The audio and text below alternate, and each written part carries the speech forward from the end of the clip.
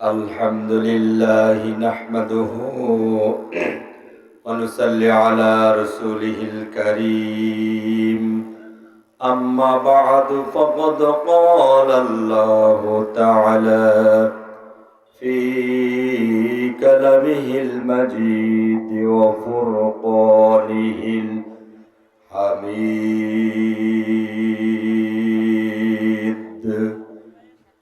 أعوذ بالله من الشيطان الرجيم بسم الله الرحمن الرحيم إنما السبيل على الذين يظلمون الناس ويبغون في الأرض بغير الحق أولئك لهم عذاب أليم صدق الله العظيم قال رسول الله صلى الله عليه وسلم قال رسول الله صلى الله عليه وسلم لا يؤمن أحدكم حتى أكون أحب إليه من والده وولده والناس أجمعين صدق الله العظيم إن الله وملائكته يصلون على النبي يا أيها الذين آمنوا صلوا عليه وسلموا تسليما اللهم صل على محمد وعلى آل محمد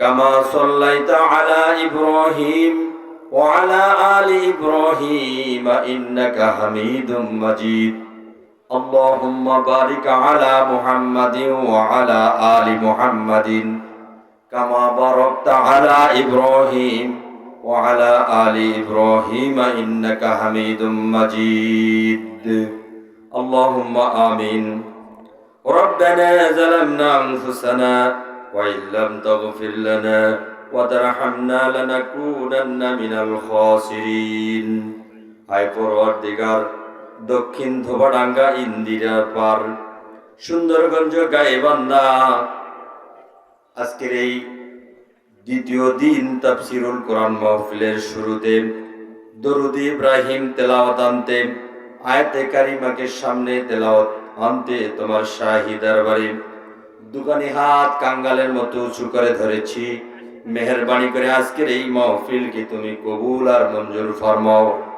আয় আল্লাহ তাআলা, এই মাহফিলের যারা ইন্তজাম করেছেন, শোনার জন্য যারা আসছেন আর আসবেন, যারা অর্থ দিয়ে, শ্রম দিয়ে, কথা দিয়ে, সার্বিক সহযোগিতা দিয়ে বিভিন্নভাবে সহযোগিতা করেছেন, কিয়ামতের কঠিনতম মুসিবতের দিনে, যেই দিন মা তার সন্তানকে ভুলে যাবে, পিতা তার সন্তানকে ভুলে যাবে, কোনো বন্ধু বান্ধব থাকবে না, সূর্যের প্রচন্ড তাপ মাথার অর্ধহাত উপরে বিকিরণ করতে থাকবে, নাকার কর্ণের ছিদ্র দিয়া বাষ্পাকারে সেগুলি উড়িয়ে যাবে।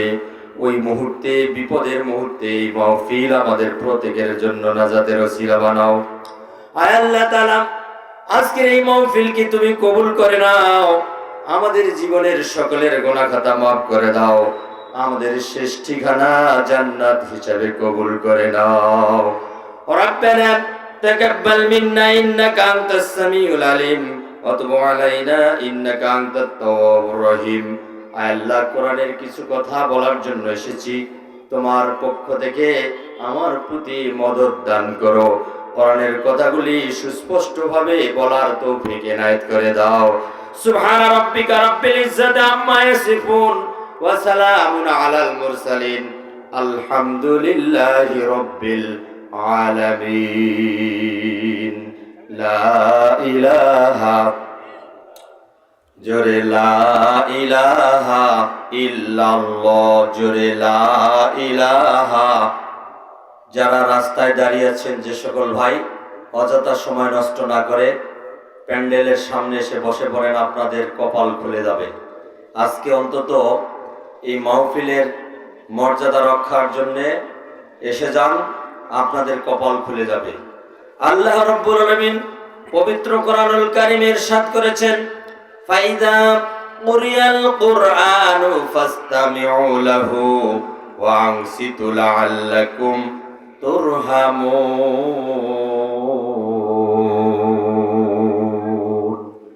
আল্লাহ রাব্বুল আলামিন বলেন, যেখানে কোরআনের কথা হয় সেখানে তোমরা চুপ থাকো আর শ্রবণ করো, তাহলে তোমাদের প্রতি আমার পক্ষ থেকে রহমত, বরকত, করুণা নাজিল হয়ে যাবে।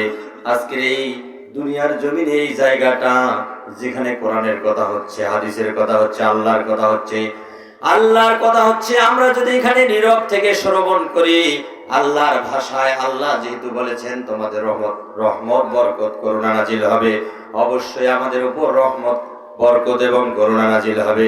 সুতরাং অযথা সময় নষ্ট না করে সবাই আমরা প্যান্ডেলের সামনে বসার জন্য সুন্দর ব্যবস্থা আছে, বসে পড়ি। আল্লাহ পাক আমাদের সকলের প্রতি রহমত নাজিল করবেন। প্রিয় ভাইরা আমার, আজকের এই মাহফিলকে যেন আল্লাহ রাব্বুল আলামিন সার্থক করেন। যাদের ওসিলায় এই মাহফিল ইন্তেজাম হলো, আল্লাহ যেন তাদের সকলকে জান্নাতি মেহমান হিসেবে কবুল করেন। সুবহানাল্লাহ। সম্মানিত ভাইরা, আজকের এই তাফসীরুল কোরআন মাহফিলের আমন্ত্রিত সকল উলামায়ে কেরাম, প্রধান আলোচক হযরত মাওলানা কারি আব্দুল কাইয়িম মিয়াজি সাহেব আমাদের মাঝে উপস্থিত হয়েছেন। ইনশাআল্লাহ তার মুখ থেকে সুললিত কথা শুনবেন।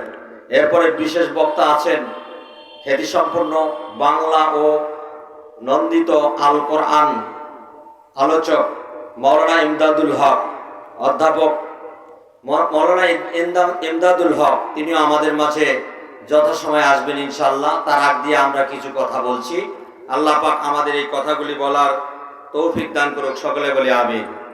আজকের এই তাফসীরুল কোরআন মাহফিলের প্রধান অতিথি জনাব অধ্যাপক মাজিদুর রহমান, যিনি আমাদের মাঝে কথা রাখবেন, আল্লাহ পাক তাকেও কবুল করুক, জোরে বলেন আমিন। সম্মানিত ভাইরা, কথা বেশি নয়, যেহেতু অল্প সময়, সেই জন্যে কথাগুলি ব্রেক করে কথাগুলি সুস্পষ্টভাবে বলার জন্য চেষ্টা করছি। আল্লাহ পাক আমাদের এই কথাগুলিকে কবুল করুক, জোরে বলেন আমিন। সম্মানিত ভাইরা, যে কয়জন লোক আছি আমরা কি জোরে একটা তাকবীর দিয়ে সহযোগিতা করতে পারবো? এই ছেলেরা পারবে? একটা তাকবীর দিতে পারবা? সবাই রেডি? 1 2 3 4 5। হ্যাঁ, লিল্লাহি তাকবীর, লিল্লাহি তাকবীর।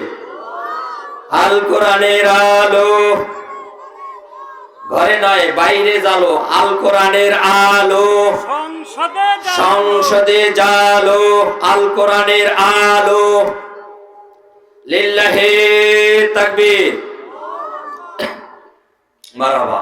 সম্মানিত ভাইরা, কোরআন হচ্ছে অতলান্তিক মহাসমুদ্র। এই কোরআন থেকে আলোচনা গোটা জীবন ভরে আলোচনা করলে যত তাফসীর কারক আছে, মুফাসসিরিনে কেরাম আছে, ওলামায়ে কেরাম আছে, গোটা পৃথিবীতে সকল মানুষ ঐক্যবদ্ধ হয়ে যদি এই কোরআনের কথা সারা জীবন বলতে থাকে, তবু আল্লাহর ভাষায় আল্লাহ বলেছেন এইটি শেষ করা সম্ভব নয়। জোরে বলেন সুবহানাল্লাহ, আরো জোরে বলেন সুবহানাল্লাহ। আমার আল্লাহ রাব্বুল আলামিন বলেন, এই পৃথিবীতে যত গাছ আছে, এই গাছগুলি যদি কলম আকারে ধারণ করে, আর যতগুলি পানির উৎস দেখেন, আটলান্টিক মহাসাগর, প্রশান্ত মহাসাগর, ভারত মহাসাগর, বঙ্গোপমহাসাগর, এই পৃথিবীতে যত মহাসাগর, নদী, নালা, খাল, বিল, পুকুর সহ যতগুলি পানির উৎস আছে, সবগুলি পানির উৎস যদি কলম কালিতে রূপান্তরিত হয়, গাছ নামক ওই কলম দ্বারা, পানি নামক ওই কালি দ্বারা আল্লাহর এই কোরআনের ব্যাখ্যা যদি গোটা জীবন ভর লিখতে থাকে, তবু এই কোরআনের ব্যাখ্যা লিখে শেষ করা সম্ভব নয়। জোরে বলেন সুবহানাল্লাহ, আর জোরে বলেন সুবহানাল্লাহ। তাহলে কোরআনটা হলো এমনই একটি কিতাব যার ভিতরে কোনো প্রকার সন্দেহ নাই, কোনো প্রকার ডাউট নাই। আল্লাহ রাব্বুল আলামিন বলেছেন, যালিকাল কিতাবু লা রাইবা ফীহি। এটা এমন একটি গ্রন্থ, নো ডাউট ইন ইট, এর ভিতরে কোনো সন্দেহ নাই, এর ভিতরে কোনো সন্দেহ নাই। এরপরেও আবু জেহেল মার্কার লোকগুলি ওই সময় উতবা সাইবা রবিয়া, আরবের সেই নেতৃস্থানীয় ব্যক্তি যারা জাহিল যুগের নেতা ছিল, এই নেতাগুলি কোরআনের বিরুদ্ধে বিষোদ্গার করেছিল। কোরআন মানুষের তৈরি করা, মুহাম্মাদের বানানো কথা ইত্যাদি ইত্যাদি অনেক ধরনের কথা অপবাদ দিয়েছিল। আল্লাহ রাব্বুল আলামিন নবীজিকে বললেন, নবী হে, আপনি বলুন তাদেরকে তারা যেন কোরআনের ছোট্ট একটি সূরার মতো করে সূরা তৈরি করে নিয়ে আসে। ছোট্ট একটি সূরা চ্যালেঞ্জের মোকাবেলায় দেয়া হলো। ছোট্ট একটি সূরা, নাম হচ্ছে সূরা আল কাউসার। এই ছোট্ট সূরাটি, সূরা আল কাউসারের দুটি আয়াত কাবার দেয়ালের মধ্যে লিখে দেওয়া হলো। বলা হলো ফাতু বিসূরাতিম মিন মিসলিহি, এই সূরার মতো করে তোমরা দুইটা আয়াতের পরের তৃতীয় আয়াতটি লিপিবদ্ধ করে রাখো। সেই সময়ে ইন্না আ'তাইনাকাল কাউসার ফাসাল্লি লিরাব্বিকা ওয়ানহার, এই দুটি আয়াত লেখা ছিল। তৃতীয় আয়াতটি আর তারা লিখতে পারে নাই। অবশেষে এই আয়াতের নিচে তারা লিখে দিয়েছে যে হাজা লাইসা হাজা কালামুল বাশার, এটা মানব রচিত কোনো কথা নয়, মানুষের তৈরি করা কথা নয়। জোরে বলেন সুবহানাল্লাহ। এই সেই কোরআন।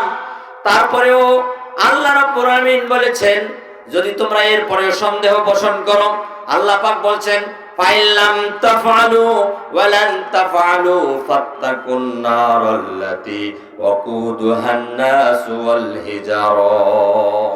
তোমরা এই কোরআনের মোকাবেলায়, চ্যালেঞ্জের মোকাবেলায় তোমরা একটি আয়াত, একটি সূরা তৈরি করে আনতে পারবে না, কখনো তোমাদের পক্ষে সম্ভব নয়। ভাইরা আমার, এই কোরআন নিয়ে এখনো ষড়যন্ত্র আছে, তখনও ষড়যন্ত্র ছিল।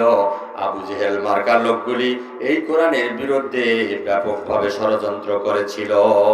আজও সেই লোকগুলি আছে। ও আমার ভাইরা, এই লোকগুলিকে চেনা বড় কঠিন নয়। এই লোকগুলি যখন চিনতে যাবেন, দেখবেন এদের মুখ থেকে কথা বের হবে যে এই তাফসীর মাহফিলের নাম করে এরা রাজনীতি কথা বলে, তাফসীরের কথা বলে, রাজনীতির কথা বলে। এরা মনে করে যে কোরআনটা শুধু তাবিজের কিতাব, কোরআনটা শুধু দাওয়াত খাওয়ার জন্য কিতাব, কোরআনটা শুধু পারিবারিক একটা নীতির কিতাব, এখানে কোনো রাজনীতির কথা নাই, অর্থনীতির কথা নাই, সমাজের কথা নাই। এরা যারা বলে এরাই হচ্ছে কাট্টা মুনাফিক, এরাই হচ্ছে পাক্কা মুনাফিক, এরাই হচ্ছে আবু জেহেলের উত্তরসূরি, উতবা সাইবার উত্তরসূরি। ও আমার ভাইয়েরা, কোরআনকে যদি জিজ্ঞাসা করেন কোরআনে উত্তর দেবে। কোরআনের মধ্যে হক কথা ছাড়া আর কোনো বাজে কথা নাই।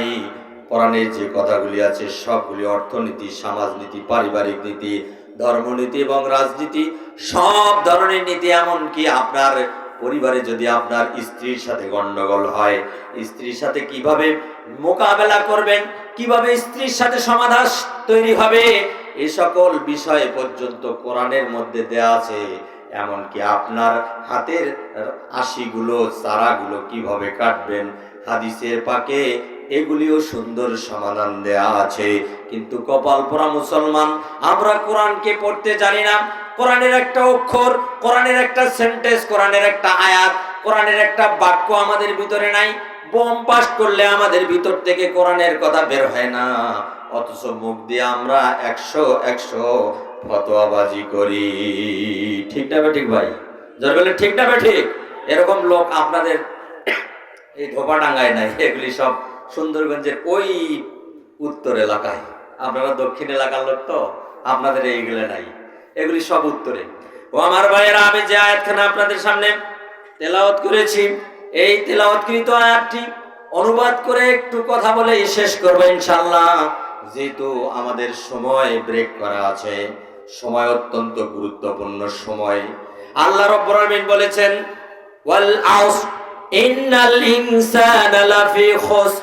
আল্লাহ পাক বলেছেন, ও মানুষ, ওয়াল আসর, সময়ের কসম, যুগের কসম। এই সময় আর যুগটা হলো অত্যন্ত গুরুত্বপূর্ণ। কারণ হলো সময় ফুরিয়ে গেলে সাধন হয় না, ও আমার ভাইরা, আপনার শিশুকাল থেকে কৈশোরকাল, এরপরে কৈশোরকাল থেকে যুবককাল, যুবককাল থেকে জুয়ানকাল, এই যুবককাল আর জুয়ানকাল, এই দুইটা জিনিসের যত মর্যাদা, এই দুইটা কালের যত মর্যাদা, বৃদ্ধকালটা আপনার জন্য পোষা প্রাণীর মতো, জরাগ্রস্ত পোষা প্রাণীর মতো। আপনি পোষা প্রাণীর মতো যা দিবে তাই খান, বসে থাকতে হবে, কোনো করার কিছু নাই, আপনার মর্যাদাও নাই। আর যৌবন কালটা হলো সেই সেই গ্রীষ্মকালের সকালবেলার মতো, এটা যেন টকবগে লাল ঘোড়া, এটা যেদিকে চায় সেদিকে ছোটে, এটার কোনো ব্রেক বাধা কিচ্ছু নাই, এভাবে চলতে থাকে। যৌবন কালটার অনেক মূল্য। যৌবন কালটা যদি আল্লাহর কাছে একটা সেজদা দিতে পারেন, এইটার যত মূল্য, আর বৃদ্ধকালে গিয়া যদি 100টা সেজদা দেন, সেইটার মূল্য অত হবে না। জোরে বলেন সুবহানাল্লাহ। ও আমার ভাইরা, সেই জন্য সময় বুঝে কাজ করতে হবে। সময়ের মূল্য বুঝে যারা কাজ করে, মরেও তারা অমর হয়ে থাকে। এই জন্য সময়কে কাজে লাগাইতে হবে। কিন্তু মুসলমান অত্যন্ত আজকে এই সময়ের ব্যাপারে সচেতন নয়, সময় বোঝে না, সময় কি এটা বোঝে না। সম্মানিত ভাইরা, সেই জন্য আসুন, আল্লাহ রাব্বুল আলামিন কোরআনে কারীমের মধ্যে যে আয়াতখানি আমি আপনাদের সামনে তেলাওয়াত করেছি, এটি হচ্ছে কোরআনুল কারীমের সূরা সূরা সূরা সূরা আল সূরা সূরার 42 নম্বর, সূরার 42 নম্বর আয়াত আপনাদের সামনে তেলাওয়াত করেছি। এখান থেকে একটু আলোচনা করে শেষ করে দিব। আল্লাহ পাক এখানে কি বলেছেন? আল্লাহ পাক বলেছেন, ইন্নামাস সাবিলু আলাল্লাযিনা ইয়াজলিমুনান নাস। আল্লাহ রাব্বুল আলামিন বলেন, আমি ব্যবস্থা গ্রহণ করব তাদের বিরুদ্ধে যারা দুনিয়ার জমিনে আমার বান্দাদের প্রতি, মানুষের প্রতি অত্যাচার করে, অবিচার করে, জুলুম করে, নির্যাতন করে, জেল জুলুম জরিমানা হলিয়া বিভিন্ন ধরনের ছিনতাই, খুন, রাহাজানি, ধর্ষণ, যত প্রকার অপরাধ এবং মানুষের প্রতি অত্যাচার করে, যারা এই কাজগুলি করে, আমি আল্লাহ রাব্বুল আলামিন তাদের জন্য আখিরাতের আদালতে নিজে বাদী হয়ে তাদের বিরুদ্ধে আদালতে মামলা দায়ের করব। ও আমার ভাইরা, আল্লাহ পাক যদি কোনো মানুষের বিরুদ্ধে মামলা দায়ের করে, তাহলে বলেন তো কারো বাঁচার উপায় আছে নাকি? যারা বলেন আছে, ও ভাইরা, বাঁচার কোনো উপায় আছে? আল্লাহ যদি কারো বিরুদ্ধে মামলা দায়ের করে, কোন ব্যক্তির বাঁচার উপায় নাই, সেখানে তাল বাহনার কোনো সুযোগ নাই, তাল বাহনা করে বিচার ব্যবস্থাকে উল্টে দেওয়ার কোনো ক্ষমতা নাই। দুনিয়ার জমিনে কোনো জন্টু মন্টু কোনো মন্ত্রী, ডিসিএসপি যদি ফোন করে, তাহলে বিচারক তার প্যানেল মোতাবেক যেটা করা উচিত ছিল সেইটাকে পাল্টে দিয়ে ওই ঝন্টু মন্টু ডিসিএসপি, মন্ত্রী, এমপিদের কথা শুনে আসল বিচারটাকে ঢেকে রেখে অন্যায় বিচারটাকে ফলাফল হিসাবে দাঁড় করায়। ন্যায়কে অন্যায় করে, অন্যায়কে ন্যায়ে পরিণত করে। পৃথিবীর জমিনে এটা করা সম্ভব, কিন্তু আখিরাতের আদালতে আল্লাহ যে বিচারের জন্য যেটা নির্ধারণ করবে, এই নির্ধারণকৃত বিচার থেকে কেউ কাউকে বিরত রাখতে পারবে না। এটা আমার কথা নয়, আল্লাহ পাক বলছেন, ওয়ামা তুকুব্বিলা মিনহুম ওয়ালাহুম আযাবুন আলীম। দুনিয়ার জমিনে যত সম্পদ দেখো, সোনা গহনা, যত স্থাবর অস্থাবর সম্পদ যা কিছু দেখো, সবগুলি যদি আমার নির্ধারিত শাস্তি দেওয়ার ফেরেশতাদের কাছে তোমরা ঘুষ হিসাবে, উপঢৌকন হিসাবে দিতে চাও, মা তুকুব্বিলা মিনহুম ওয়ালাহুম আযাবুন আলীম। আল্লাহ পাক বলছেন, তোমাদের ওইগুলি সম্পদ, টাকা পয়সা, সোনা গহনা, স্থাবর অস্থাবর সম্পদ, কোনো কিছুই তোমাদের কাছে অ্যাকসেপ্ট করবে না, গ্রহণ করবে না, এবং আল্লাহর দেয়া শাস্তির থেকে তোমরা কখনো বাঁচতে পারবে না। জোরে বলেন ঠিক না বেঠিক? ভাই জোরে বলেন ঠিক না বেঠিক? এই আপনাদের কথা রেকর্ড হচ্ছে, জোরে বলেন ঠিক না বেঠিক? সম্মানিত ভাইরা, তাহলে সেদিন বাঁচার মতো কোনো উপায় নাই। আপনি যত তন্ত্র মন্ত্র দুনিয়াতে করেছেন, অকাম করেছেন, কুকাম করেছেন, ধর্ষণ করেছেন, খুন করেছেন, গুম করেছেন, আয়না ঘরে মানুষকে বন্দি রেখে নির্যাতন করেছেন, যা কিছু করেছেন না কেন, সব কিছু আল্লাহ রাব্বুল আলামিন রেকর্ড করে রাখছেন। আল্লাহ পাক বলছেন, তোমার সব তন্ত্র মন্ত্র আমি রেকর্ড করে রাখছি। ওই রেকর্ডকৃত কথাগুলি, রেকর্ডকৃত কাজগুলি আমি আখিরাতের আদালতে তোমাদের হাতের মধ্যে দিয়ে দেব। তোমাদের কর্মফল সব তোমাদের হাতের মধ্যে দিয়ে দেব। তাল বাহনা করার কোনো সুযোগ নাই। আল্লাহ পাক সেটা কোরআনে কারিমের মধ্যে সূরা বনী ইসরাঈলের মধ্যে বলেছেন, ইকরা কিতাবাকা কাফা বিনাফসিকাল ইয়াউমা আলাইকা হাসিবা। ও মানুষ, দুনিয়ার জমিনে তুমি যেটা করেছো আমি নতিজা ফাইল আকারে রেকর্ড করে দলিল করে এইগুলি নতিজা রেখেছি। এই কোড ফাইলগুলি তোমাদের জন্য। ইকরা কিতাবাকা, তোমার এই নতিজা ফাইল পড়ে দেখো, তোমার এই বইটা পড়ে দেখো, রিডিওর বুক, তোমার এই বইটা পড়ে দেখো। এইটাই তুমি জান্নাতে যাবে না জাহান্নামে যাবে, এটাই তোমার হিসাব দিয়ে দেবে। আর কোনো সাক্ষীর প্রয়োজন আপনার আমার থাকবে না। জোরে বলেন ঠিক না বেঠিক? ও আমার ভাইরা, তারপরেও যদি কেউ তাল বাহনা করে, আল্লাহ পাক বলেন ওই দিন কিছু মানুষ চালাক, তারা বলবে আল্লাহ এগুলি আমি করি নাই।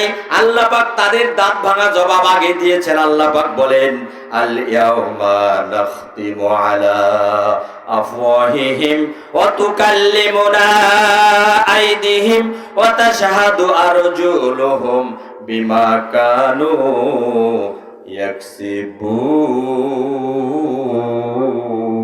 ইয়াকসিবুন। আল্লাহু আকবার।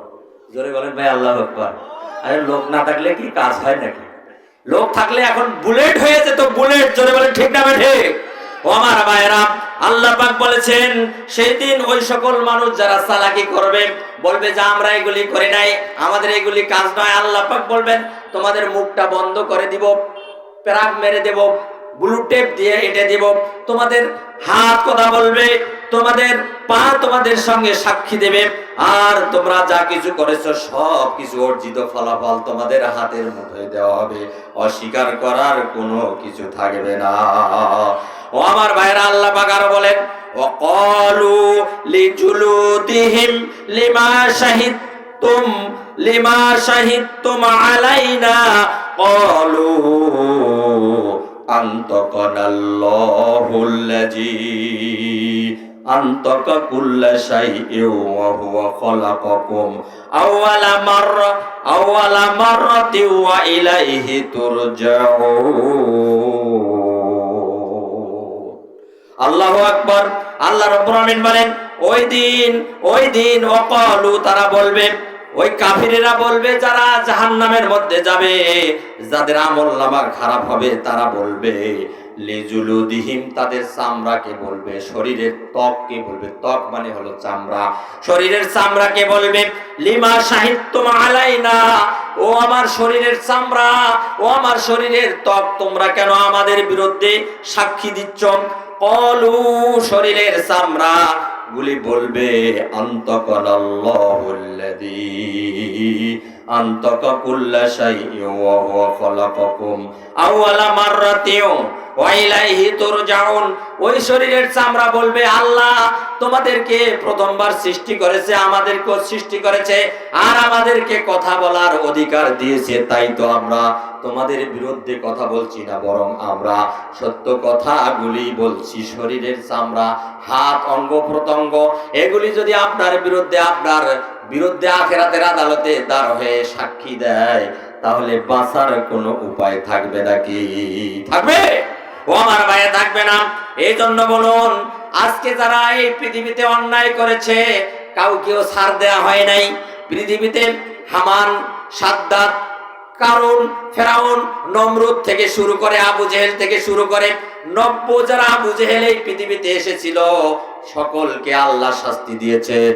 যারা অবিচার করেছে, জুলুম করেছে, নির্যাতন করেছে, মানুষের প্রতি জুলুম, নির্যাতন, অবিচার করেছে, তাদের সকলকে শাস্তির আওতায় নিয়েছেন।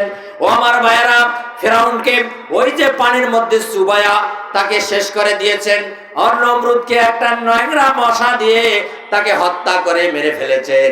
এরকম ইতিহাস তৈরি হয়ে আছে। আজকে দেখেন বাংলাদেশে 5 আগস্টের সেই আলোচনা আজকে উঠে এসেছে।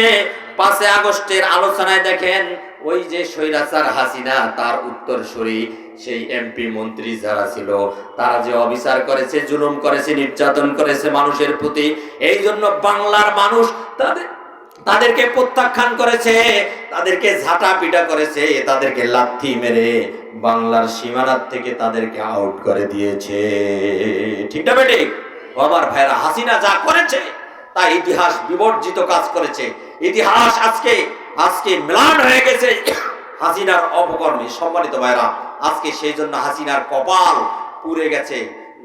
গোটা পৃথিবীতে কোথাও তার স্থান নাই, শুধুমাত্র ভারতের এই নরেন্দ্র মোদী, এই নরমোদী, এই মোদীর কাছ থাকা ছাড়া আর কোনো স্থান তার আর নাই। সম্মানিত ভাইরা, ভারতের লোক খেপে গেছে। একে কেন রাখা হচ্ছে? আল্লাহ না করুক এই হাসিনা কবর হবে না চিতায় জ্বলবে, আল্লাহ পাকেই ভালো জানেন। এর কবরও হইতে নাও পারে, আবার চিতাও জ্বলতে পারে কি পারে না আল্লাহই জানেন। কারণ সম্মানিত ভাইরা, যেহেতু ফেরাউনের নাশের যে অবস্থা হয়েছিল, হাসিনাও একটা হতে পারে এরকম অবস্থার সৃষ্টি হতে পারে। জোরে বলেন ঠিক না বেঠিক? ও আমার ভাইয়েরা, আল্লামা দেলাওয়ার হোসেন সাঈদী যে কথাগুলি বলেছেন, আজকে সব একেবারে হুবহু সেই কথাগুলির বাস্তবায়ন হচ্ছে। জোরে বলেন ঠিক না বেঠিক? আজকে কোথাও ঠাঁই নাই, এদুরের গর্ত তারা খুঁজে পাচ্ছে না। আজকে শামসুদ্দিন মানিক আজকে বাংলার সীমানা পেরিয়ে নিজের আত্মরক্ষার জন্য ভারতে যাওয়ার সময় সিলেটের কানাই ঘাটে ধরা খেয়েছে। মানুষ তাকে ধরে এমন ভাবে আঘাত করেছে, তার অন্ধকোষ ফেটে দিয়েছে। যারা বলেন ঠিক না বেঠিক? সম্মানিত ভাইরা, আজকে শিক্ষা ব্যবস্থা নষ্ট করে দিয়েছে দীপুমণির অবস্থা খারাপ। আজকে হাসানুল হক ইনু, এই যে মিনু, আজকে এই যে সালমান এফ রহমান, গোটা বাংলাদেশের ইতিহাসে এরা নৈরাজ্য করেছে। গোটা বাংলাদেশের অর্থ এরা লুটে পুটে আত্মসাৎ করেছে, যার কারণে আল্লাহর গজব এদের উপর নাজিল হয়েছে। যারা বলেন ঠিক না বেঠিক? সুতরাং সম্মানিত ভাইরা, এদের শাস্তি হবেই হবে। এরা বাংলার জমিনে জায়গা পাবে না তো পাবে না, এদের জায়গা, এদের কবর এই দেশে হবে কি হবে না আল্লাহ পাকই ভালো জানেন। জোরে বলেন ঠিক না বেঠিক? এই হাসিনার কবরও বাংলাদেশে হবে না। আমরা চাই এই দেশে এই দুরাত্মা, এই পামর, এই ইহুদি খ্রিস্টানদের উত্তরসূরি এই হাসিনা এবং তার যত মন্ত্রী পরিষদের লোক আছে, এরা যেন বাংলার জমিনে আর আসতে না পারে। আর যদি আসে, তাদের দাঁত ভাঙা জবাব দিয়ে আমাদের শরীরে রক্ত থাকতে এদেরকে আর এই বাংলাদেশে ঐক্যবদ্ধ হওয়ার কোনো সুযোগ দেব না। জোরে বলেন ঠিক না বেঠিক? এদেরকে আমরা শায়েস্তার আওতায় আনবো এবং আমাদেরকে যে নির্যাতন করেছে, এই নির্যাতনের বিপরীতে এদের শাস্তির আওতায় এনে আল্লাহ পাক যেন আমাদেরকে ওদের শাস্তি দেওয়ার তৌফিক দান করেন। সকলে বলে আমিন। ওয়া আখিরু দাওয়ানা আলহামদুলিল্লাহি রাব্বিল আলামিন। আমি আমার সংক্ষিপ্ত কথা এখানে শেষ করছি। আমি আপনাদের সুস্বাস্থ্য এবং দীর্ঘায়ু কামনা করে আমি আমার সংক্ষিপ্ত কথা এখানে শেষ করছি। ওয়া আখিরু দাওয়ানা আলহামদুলিল্লাহি রাব্বিল আলামিন। আসসালামু আলাইকুম ওয়া রাহমাতুল্লাহ।